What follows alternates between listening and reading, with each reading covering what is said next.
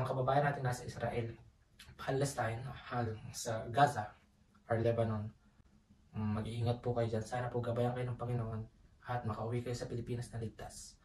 Hello guys, this is Future at magandang araw sa inyong lahat. Meron nga pala akong babasahin sa inyo na ilang joke para lang naman meron kayong mapanood kahit walang kwenta to.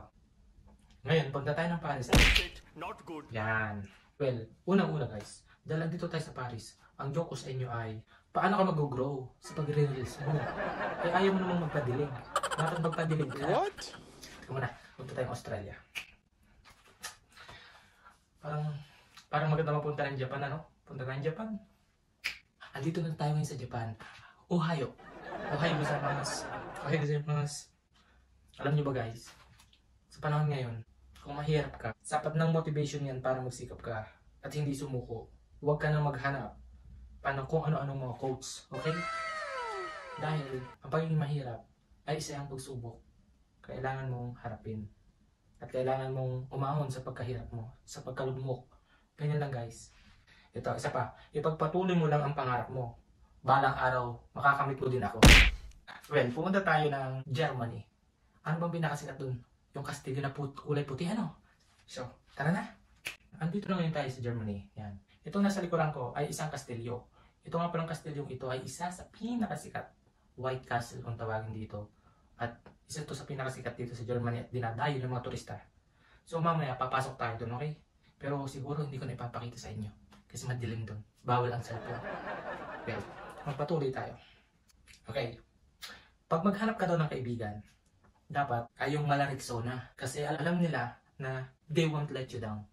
Saan tayo pupunta? Mamaya tayo pumunta sa may Israel. O nga pala, sa mga nasa Palestine at Israel, hinahangad ko po na magkaroon kayo ng katahimikan, peace at war. Kasi alam niyo po ba, maraming inosente. Marami pong inosente ang nadadamay. Marami pong inosente ang namamatay. At bukod po doon, hindi lang po yan. Dahil po marami ding lugar ang magiging apektado ng giyera na yan. At baka po maging umpisa ng World War III. Huwag naman po sana mangyari, pero sana po ay mahinto na yan.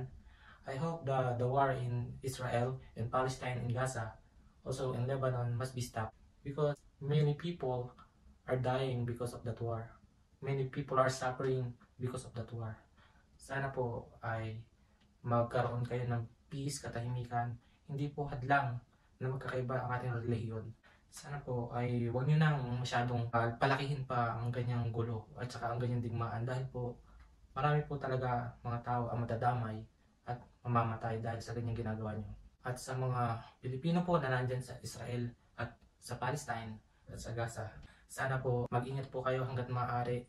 Magtago po kayo sa mga safe na lugar para hindi po kayo madamay o kaya mapahamak. Hanggat maaari kung meron pong mapapagtaguan na pinaka-safe na lugar, doon na lang po kayo magpunta kasi alam po natin na ang mga Hamas ay basta na lang nila binabaril ang mga inosenteng mamamayan ng Israel. Kaya po hanggat maaari, sa mga napapanood ko po ay talaga pong nakakaawa ang ano na sitwasyon. Hindi man po ako taga doon pero nararamdaman ko po yung hirap. Saka po yung kanilang pagnanais na matapos na yung gera. Alam ko po na ang gera na yan, ito, tingnan nyo po, ito nasa likodan ko. Ito po nasa likodan ko ay isa lang po sa katibayan at sa patunay na sobrang hirap na ng nararanasan ng mga kababayan natin doon at ng ibang mga tao na taga doon po sa lugar na yun. Alam niyo po, kung may magagawa po tayong tulong, sana po gawin natin at hanggat maaari ay panatilihin natin at spread natin ang kapayapaan sa bawat isa. Let's spread peace to each other, okay? Kasi po, kung mag-umpisa po at ipagpatuloy niyo po yan, talaga pong mas marami palalo ang mas mapapahamak. At baka pa tumawid pa sa ibang mga bansa. Hindi po natin alam. So please, stay peace. Peace and let us give love to each other.